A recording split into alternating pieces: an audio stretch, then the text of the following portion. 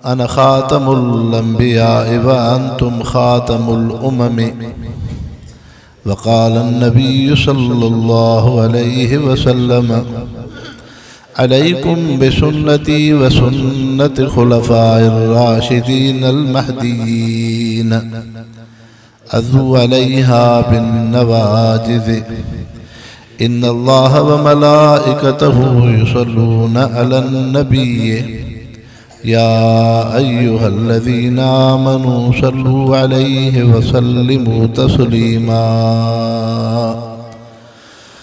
सब दोस्त अहबाब दिल जी मोहब्बत सां दुरूद शरीफ पढ़ो। अल्लाहुम्मा सल्लि अला सय्यिदिना मुहम्मदिन नबिय्यिल उम्मिय्य व आलिहि व बारिक व सल्लिम अदद कुल्लि मालूमिन लक दाइमन अबदा। जमीयत उलमा इस्लाम सिटी सांगी जी तरफा नौजवानन ख़त्म नबूवत के हवाले से अज ही दीनी जलसो कायम कयो आ,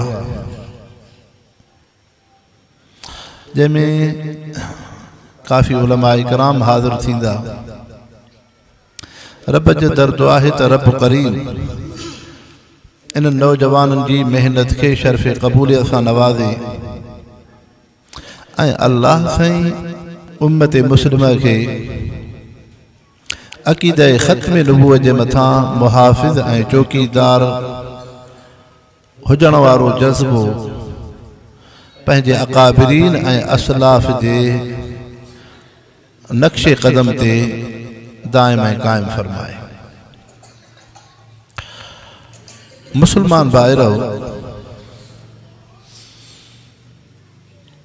अल्लाह साईं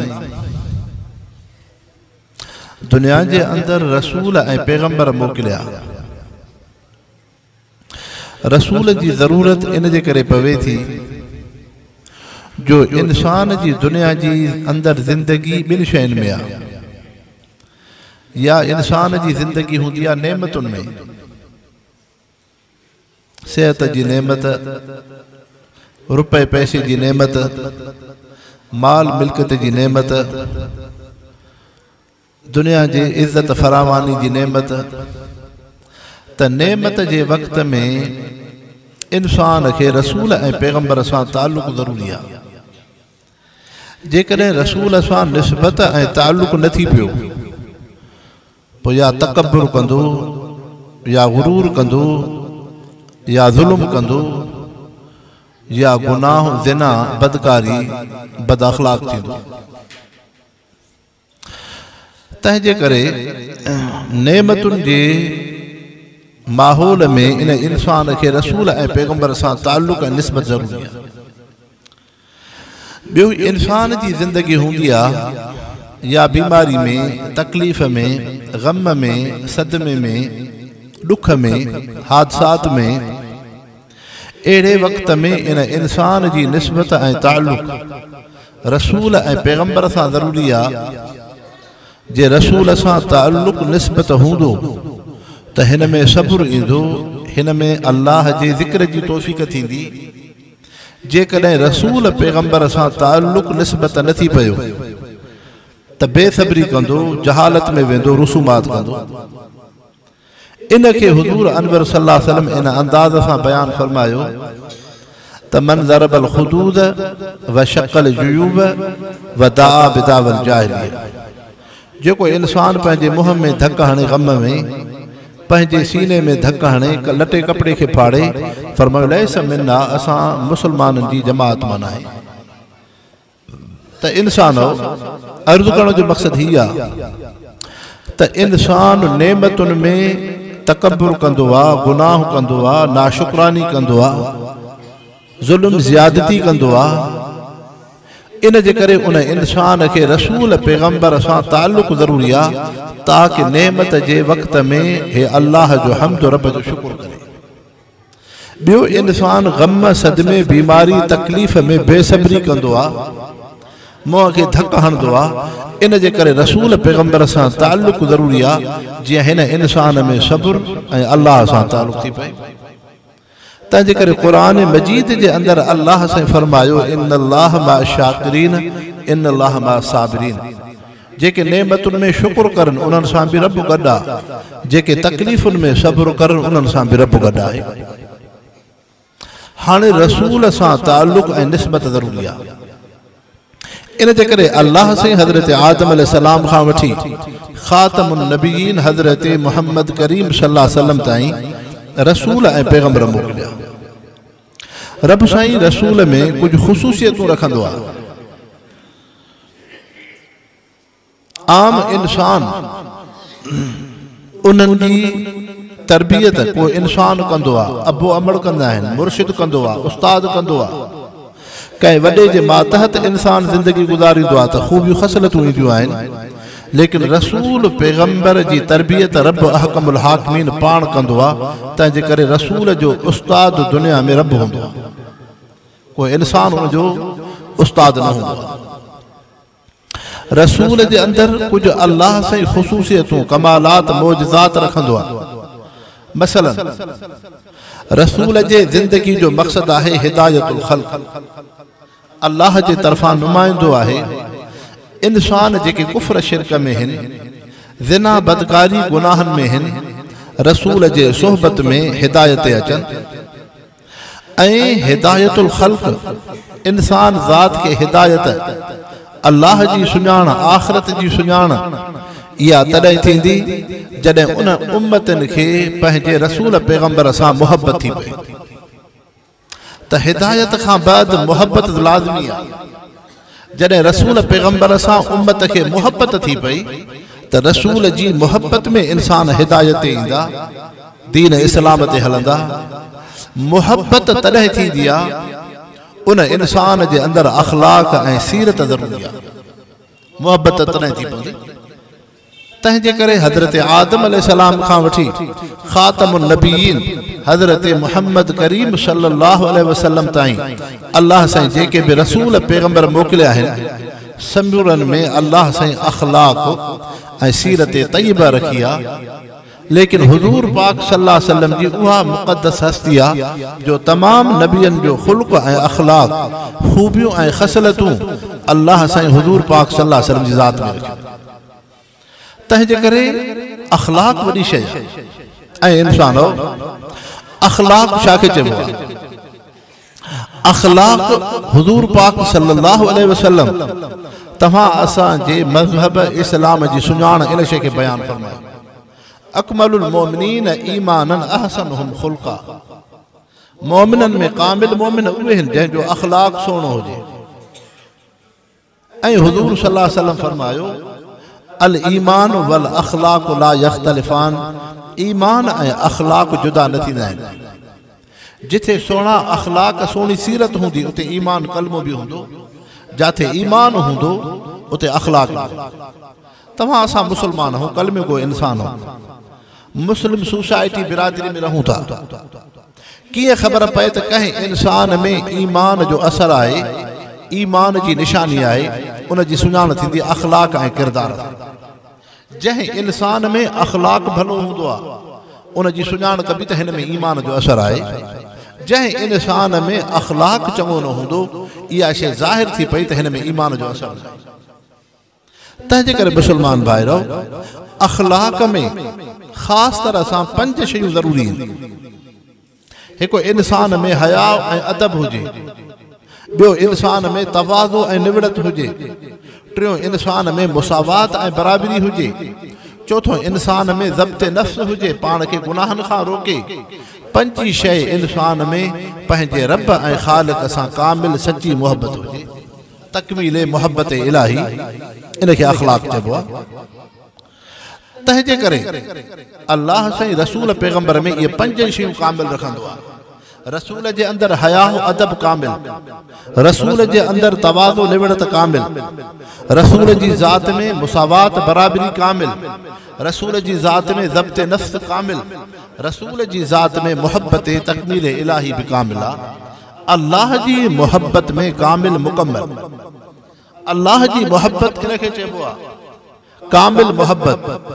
ज़ुबान ते जीअं ज़िक्र आहे ला इलाहा इल्लल्लाह, दिल में भी रब सां कामिल मोहब्बत हुजे, उन जे उज़वन ऐं जिस्म ते भी रब जी मोहब्बत जा आसार हुजन ऐं अल्लाह से इहा मोहब्बत दीन इस्लाम जे अहम फरीज़े नमाज जे अंदर अल्लाह से रखी।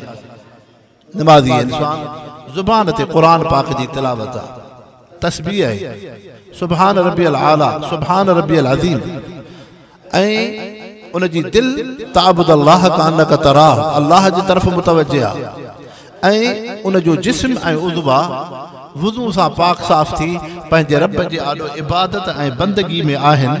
तंहिंजे करे पेर जे आंगूठे खां वठी मथे जे वारनि जी पेशानीअ ताईं उन मुसलमान नेक निमाज़ीअ जो पूरो जिस्म रब जे आॾो उन ये इबादत जे मोहब्बत में हूंदो आहे। तंहिंजे करे अख़लाक जो कामिल हिस्सो तकमीले मोहब्बत इलाही अल्लाह से उम्मत मुस्लिम के नमाज जी हालत में अता फरमा। नमाज एॾी वॾी जाम शइ आहे त मुसलमानो अर्ज़ पे कयो, रसूल जी ज़िंदगी जो मक़सद आहे हिदायतुल ख़ल्क़। हिदायतुल ख़ल्क़ जे लाइ शर्त आहे मोहब्बत, मोहब्बत जे लाइ शर्त आहे अख़लाक। तंहिंजे करे टही शयूं रसूल में कामिल मुकम्मल हूंदियूं आहिनि। जियां रसूल जी ज़िंदगी हिदायतुल ख़ल्क़ आहे, तीअं रसूल में मोहब्बत इंसान ज़ात सां कामिल हूंदी आहे। ईअं ई रसूल में अल्लाह से अख़लाक ऐं सीरत तय्यबा कामिल मुकम्मल रखंदो आहे। हुज़ूर पाक सल्लल्लाहु अलैहि वसल्लम जी हस्ती उहा मुबारक हस्ती आहे जो रब साईं फरमायो, इन्न लक लअजरन गैर ममनून। ऐं महबूब मुस्तफ़ा, तुंहिंजी मज़दूरी, तुंहिंजो सवाब, तोखे नेकिन जो अजूरो अणखुट आहे। तोखे नेकी जो एॾो सवाब मिलंदो जो तसव्वुर सोच खां बि वधीक आहे। हिन जे करे इहा दावा आहे। दलील कहिड़ो आहे? इन्नका लअला ख़ुलुक़िन अज़ीम। दलील इहो आहे उन जो महबूब मुस्तफ़ा तोखे अणखुट सवाब इन जे करे वधीक आहे जो इन्नका लअला ख़ुलुक़िन अज़ीम, तूं अज़ीम अख़लाक़ अज़ीम अख़लाक़नि वारो आहे। ख़ुल्क़ अज़ीम जी सिफ़त अल्लाह साईं महबूब मुस्तफ़ा जी ज़ात में रखी आहे। हिबार बिन अस्वद ग़ुलाम ऐं बानो आहे मके जे सरदार सफ़वान बिन उमैया जो, लेकिन सफ़वान तो चवेस हिबार नऊज़ बिल्लाह मिन्ना नकल कुफ्र कुफ्र नबाशत, तू मोहम्मद मुस्तफ़ा के कत्ल करे या मारे आ त तोखे दुनिया भी दीदुम, इज्जत भी दीदुम, पैसो भी दीदुम, तोखे हर तरह सां मां नवाज़ींदुमि। हाणे हिबार पैगंबर करीम सल्लल्लाहु अलैहि वसल्लम जे कत्ल जे इरादे सां अचे थो, लेकिन अल्लाह से कुरान पाक में फरमायो, वल्लाहु यासिमुका मिनन नास। ऐ महबूब मुस्तफ़ा, मां रब तुंहिंजी पाण हिफ़ाज़त कंदुसि। हिबार जा इरादा पूरा न थिया। हुज़ूर सल्लल्लाहु अलैहि वसल्लम जी मजलिस में वेठो आहे। पाण सल्लल्लाहु अलैहि वसल्लम फरमायो, हिबार तू चङे ख़्याल सां न आयो आहे, तू पलीत इरादे सां आयो आहे, पर रब जेको रब मां मोहम्मद मुस्तफ़ा जी हिफ़ाज़त पियो करे, अॼु अल्लाह जो रसूल पैगंबर उन रब जे रज़ा जे ख़ातिर हिबार खे माफ़ पियो करे। हिबार तोखां इंतकाम बदिलो न वठ। हज़रत हिबार तो फरमाए, मां पहिरियों अहिड़ो इंसान ॾिठुमि जंहिंखे मारण बि अचिजे, उनखे यकीन बि हुजे त हिन खे हथियार बि आहे, मूंखे मारींदो बि, ऐं पोइ उन दुश्मन खे माफ़ करणु। हज़रत हिबार तो फरमाए, मां पहिरियों पहिरियों धरतीअ ते ज़मीन ते इंसान ॾिठो आहे, उहा मोहम्मद मुस्तफ़ा जी ज़ात आहे। महबूब मुस्तफ़ा जे इन ख़ुल्क़ अज़ीम जी दौलत हिबार तो चए, मुंहिंजी दिल में मोहब्बत आंदी, मोहम्मद मुस्तफ़ा सां मोहब्बत थी पई, उन मोहब्बत जे करे हे कलमो पढ़ी मुसलमान थी। त ॾिसो, रसूल जी ज़िंदगी आहे हिदायतुल ख़ल्क़। हिदायतुल ख़ल्क़ में मोहब्बत शर्त हुई, मोहब्बत में शर्त हो अख़लाक। तंहिंजे करे अल्लाह से महबूब मुस्तफ़ा जी ज़ात जे मुतालिक़ फरमायो, इन्नका लअला ख़ुलुक़िन अज़ीम, तू अज़ीम अख़लाक़नि वारो आहे।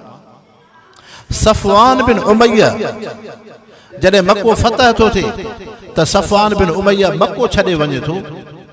अब ये ॿारड़ा जेके लुड़ था करनि इनखे ख़ामोश करायो, या ॿाहिरि कढो न या चुप करायो। मां त शुरू में इहो अर्ज़ु कयो त ॿारड़ा तव्हांजा तकीर न करणु ॾींदा। दुरूद शरीफ़ पढ़ो अबा। अल्लाहुम्मा सल्लि अला सय्यिदिना मुहम्मदिन नबील उम्मी व आलिहि व बारिक व सल्लिम। त मुसलमान भाइरो अर्ज़ु पियो कयुमि त सफ़वान बिन उमैया मक्को छॾे थो वञे। हज़रत हिबार रज़ियल्लाहु अन्हु आयुसि त सफ़वान तू मक्को छो थो छॾे? चए, उन मोहम्मद मुस्तफ़ा के मुसलमाननि खे उहो मक्को शहर मिलियो आहे, तंहिंजे करे दुनिया जो दस्तूर आहे, जॾहिं इंसान खे कुवत ऐं ताक़त मिलंदी आहे त इंतकाम ऐं बदिलो वठंदा आहिनि। बार चुप करियो जेके छोकरा गोड़ था करन बाहर वञन मस्जिद खां या खामोशी सां वेहो या बाहर कढन त मुसलमानो हज़रत हिबार तो अचे हज़रत सफ़वान जी खिदमत में। हज़रत सफ़वान उन वक्त में मुसलमान ना है, चवे तो न मां मक्के में न रहंदुम। हज़रत हिबार तो चए न सफ़वान तू मक्के में रहो, अल्लाह जे नबी जो अखलाक मथे आ उन मक्के वारन के माफ़ कयो, हिंदह के माफ़ कयईं, अबू सुफियान के माफ़ कयईं जेको मुसलमान के खिलाफ जंग जा नक्शा जंग में उभारींदड़ अबू जहल के अबू सुफियान हो। तंहिंजे करे अल्लाह जे नबी जा अखलाक एड़ा आहिनि, तंहिंजे करे तू मुहम्मद मुस्तफ़ा जे खिदमत में अचो, अल्लाह जो नबी तोखां इंतकाम बदलो न वठंदो। त सफ़वान तो चए हिकिड़ो शर्त आहे मुंहिंजो त पैगंबर करीम सल्लल्लाहु अलैहि वसल्लम का निशानी मूंखे ॾियनि, मूंखे यकीन थिए त मुहम्मद मुस्तफ़ा मूंखां इंतकाम बदलो न वठंदा। हज़रत हिबार रज़ियल्लाहु अन्हु जेको सफ़वान जो पहिरियां ग़ुलाम हो लेकिन हाणे मुसलमान थी चुको आहे, महबूब मुस्तफ़ा जी खिदमत में आयो। साईं अल्लाह जा रसूल सफ़वान बिन उमैया मक्के जो सरदार अवां जे फतह ऐं कामयाबी खे ॾिसी मक्को थो छॾणु चाहे, साईं मां उनखे अर्ज़ कयो आहे तू मक्के में रहो, महबूब मुस्तफ़ा मुसलमान तोखे तकलीफ़ न ॾींदा। महबूब मुस्तफ़ा फरमायो हिबार सफ़वान मक्के में रहे, मां मुहम्मद मुस्तफ़ा जो भाव आहे, अल्लाह जो नबी को मुसलमान उनखे तकलीफ़ न ॾींदो। चवे तो साईं का निशानी हुजे, हुज़ूर पाक सल्लल्लाहु अलैहि वसल्लम हज़रत हिबार खे पंहिंजी दिस्तार पग मुबारक ॾिनी। मन सफ़वान बिन उमैया मक्के जे सरदार जी खिदमत में मां मुहम्मद मुस्तफ़ा जी पग पटको मुबारक खयूं वञ त ताकि उनखे यकीन थिए अल्लाह जो नबी मूंखे अमुन ॾींदो। जॾहिं हज़रत हिबार रज़ियल्लाहु अन्हु महबूब मुस्तफ़ा जी पग मुबारक खयूं थो अचे, सफ़वान खे यकीन थो थिए, पंहिंजी सीने ते रखी महबूब मुस्तफ़ा जी खिदमत में आयो। साईं अल्लाह जा रसूल मूंखे ईमान ऐं कलमे का मजबूर न कजाएं। पैगंबर करीम सल्लल्लाहु अलैहि वसल्लम फरमायो ला इकराह फिद्दीन, ऐं सफ़वान दीन में जबर ऐं ॾाढो नाहे। उहो सफ़वान जेको मक्के में अमुन सां रहियो हो, 3 ॾींहंनि खां पोइ हुज़ूर सल्लल्लाहु अलैहि वसल्लम जी खिदमत में आयो। साईं हथड़ो वधायो, अॼु सफ़वान कलमो थो पढ़ी मुसलमान थे। महबूब मुस्तफ़ा फरमायो सफ़वान तोखे ईमान ते कहिड़ी शइ मजबूर कयो आहे? चइसई कंहिं तलवार कंहिं मुसलमान जे धमकीअ मजबूर न कयो आहे। अॼु सफ़वान मुहम्मद मुस्तफ़ा जे अखलाक ऐं ख़ूबियुनि खे ॾिसी कलमो पढ़ी मुसलमान थो थिए। इन लकल अजरन गैर ममनून, रब तो फरमाए महबूब मुस्तफ़ा तुझो अजुर ऐं सवाब अणखुट आहे। इन्नक ला अला खुल्किन अज़ीम, जो तू अज़ीम अखलाक वाला आहे। तंहिंजे करे अखलाक वॾी शइ आहे, अखलाक वॾी नेमत आहे। हाणे इंसानो रसूल जे अंदरि अल्लाह सां कुझु ख़ुसूसियतूं रखंदो आहे। मसलन आम इंसान जेको हूंदो आहे उन इंसान जे जिस्म में उहे कमाल खूबियूं न हूंदा आहिनि जेके रसूल पैगंबर जे जिस्म में कमाल हूंदा आहिनि। हुज़ूर पाक सल्लल्लाहु अलैहि वसल्लम पेशाब फरमाईंदा हुआ, उन पेशाब मां खुशबू ईंदी हुई।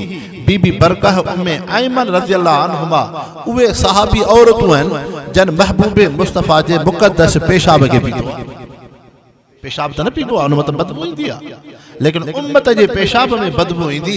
रसूल जे पेशाब खे रब साईं खुशबू वारो बणाईंदो आहे। तंहिंजे करे अम्मा आयशा तय्यबा ताहिरा रज़ियल्लाहु अन्हा खां रिवायत है महबूब मुस्तफ़ा ज़मीन जे जंहिं टुकड़े ते पेशाब फरमाईंदा हुआ, उन पेशाब जे करे उहा ज़मीन पेशाब खे ॻीए छॾींदी ऐं ज़मीन जे उन टुकड़े मां खुशबू ईंदी।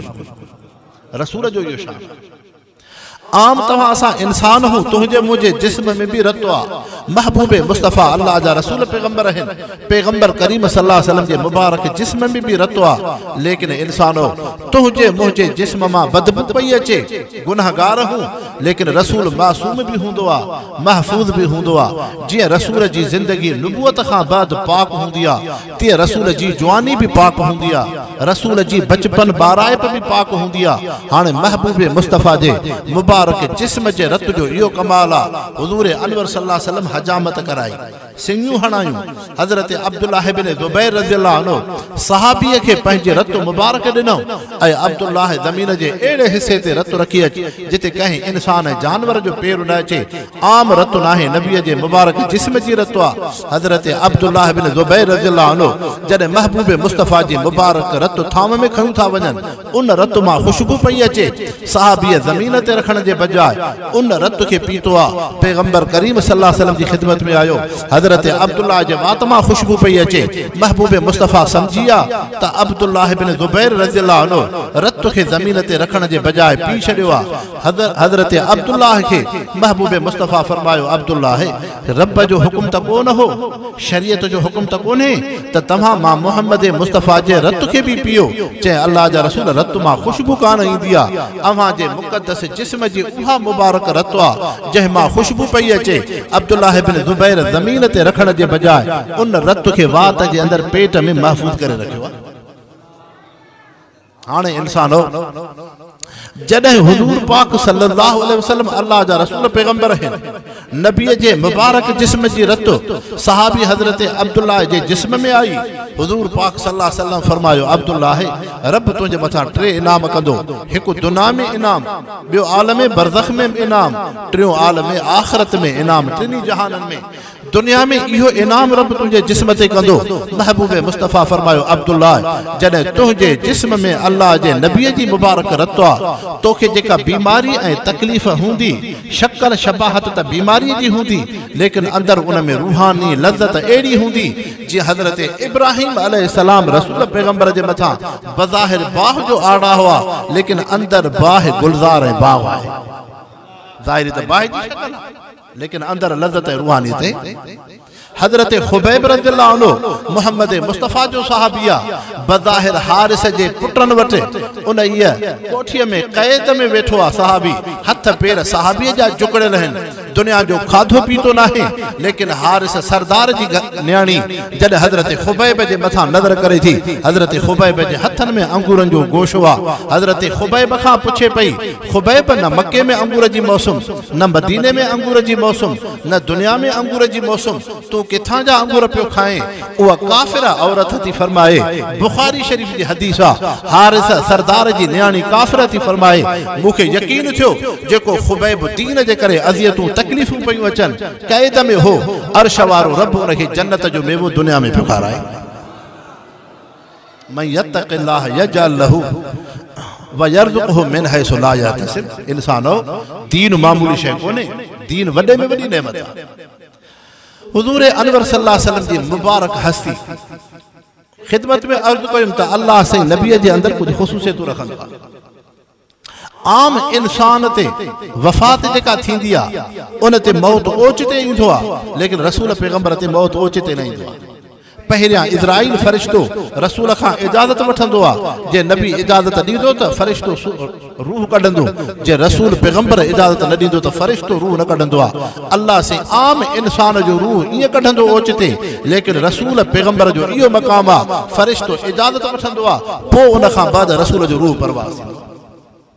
आम इंसान जेको वफ़ात कंदो उन जे जिस्म तां कपिड़ो लाहिबो सवाइ शहीद जेको मैदान जिहाद में शहीद थियो आहे उन जो पंहिंजो दर्जो आहे। न त आम तव्हां असांजा मुस्लमान नेक निमाज़ी फ़ौत थींदा कपिड़ो लाहिबो पोइ उनखे गुस्ल ॾिबो लेकिन रसूल पैगंबर जे मुबारक जिस्म तां कपिड़ो न लाहिबो आहे। छो हिन जे करे जीअं रसूल जी ज़िंदगी मासूम ऐं महफ़ूज़ आहे तीअं रसूल जी ओघड़ बि मासूम ऐं महफ़ूज़ हूंदी आहे। अम्मा आयशा तय्यबा ताहिरा रज़ियल्लाहु अन्हा खां रिवायत है त महबूब मुस्तफ़ा जी उहा मुबारक ज़िंदगी आहे पैगंबर करीम सल्लल्लाहु अलैहि वसल्लम जे मुक़द्दस ओघड़ खे न कंहिं औरत ॾिठो न अज़वाजे मुतहरात मां कंहिं घरवारी ॾिठो न कंहिं इंसान ऐं जानवर जी नज़र पई। महबूब मुस्तफ़ा जॾहिं वफ़ात पिया फरमाइनि अॻ में वसियत कयूं त मूंखे गुस्ल हज़रत अली रज़ियल्लाहु अन्हु ॾियनि। हाणे हज़रत अली साईं जॾहिं हुज़ूर पाक सल्लल्लाहु अलैहि वसल्लम खे गुस्ल था ॾियनि त कपिड़ा मुबारक साॻा जिस्म ते पहिरियल आहिनि ॿिए कंहिं कफ़न जी ज़रूरत कान पई। आम इंसान खे कफ़न ॾिबो आहे रसूल पैगंबर जो उहो मक़ाम मर्तबो आहे उन्हनि खे साॻनि कपिड़नि जे मथां पाणी हारबो ताकी नबीअ जे ओघड़ मुबारक कंहिं इंसान जी नज़र उन ते न पए। तंहिंजे करे नबीअ जी जीअं ज़िंदगी हयातीअ में मासूम आहे नबीअ जी ओघड़ वफ़ात खां बाद बि मासूम ऐं महफ़ूज़ रसूल जो मक़ाम ऐं इंसानो आम इंसान जेको वफ़ात कंदो आहे किथे फौत थींदो उनखे कहिड़ी जाइ ते दफ़नाइबो आहे। कोई इंसान घर में पियो फौत थिए कोई इस्पताल में फौत थियो को रोड रस्ते ते वफ़ात पियो करे लेकिन इन इंसान जे लाइ इहो मरहलो आहे रसूल पैगंबर जो उहो मक़ाम आहे जो रसूल जो जिस्म शान ऐं मर्तबे वारो आहे जंहिं जॻह ते रखबो उहा मिटी ऐं मर्तबे वारी थींदी। तंहिंजे करे रसूल जिथे वफ़ात कंदो आहे उनखे उन ज़मीन जे टुकड़े ते दफ़नायो वेंदो। हाणे इंसानो हुजूर अनवर सल्लल्लाहु अलैहि वसल्लम अम्मा आयशा रज़ी अल्लाह अन्हा जे हुजरे में हिन महबूब मुस्तफ़ा जी वफ़ात उते पई थे हज़रत अली रज़ी अल्लाह अन्हु कपड़न जे मथा गुस्ल उते पिया ॾियन सहाबी सगोरा जनाज़ो उते पिया पढ़न लेकिन महबूब मुस्तफ़ा जी कब्र मुबारक जेको रोज़ो पाक जेको अॼु दुनिया में ठहियल आहे पूरे ज़मीन जे खितन खां बैतुल्लाह बैतुल मुक़द्दस खां भी वधीक रोज़े पाक जो शान आहे जो महबूब मुस्तफ़ा उते आरामी आहिनि इहो रोज़ो पाक अम्मा आयशा रज़ी अल्लाह अन्हा जो घरड़ो हज़रत सिद्दीक़ रज़ी अल्लाह अन्हा जो घर आहे रब सां इहो मक़ाम ऐं मर्तबो बि हज़रत अबू बकर सिद्दीक़ जे घराणे खे ॾिनो जंहिं सिद्दीक़ जी तमन्ना हुई अन नज़र इला वजह रसूलुल्लाह इन्फाक़ माली अला रसूलुल्लाह अन यकून इब्नती तहत रसूलुल्लाह सिद्दीक़ जी निगाह मोहम्मद मुस्तफ़ा जे चेहरे अनवर ते हुजे सिद्दीक़ जो रुपयो पैसो मोहम्मद मुस्तफ़ा ते कुर्बान थे सिद्दीक़ जी न्याणी आयशा महबूब मुस्तफ़ा जे अक़दे निकाह में हुजे त इंसानो अल्लाह साईं रसूल जो मक़ाम रखियो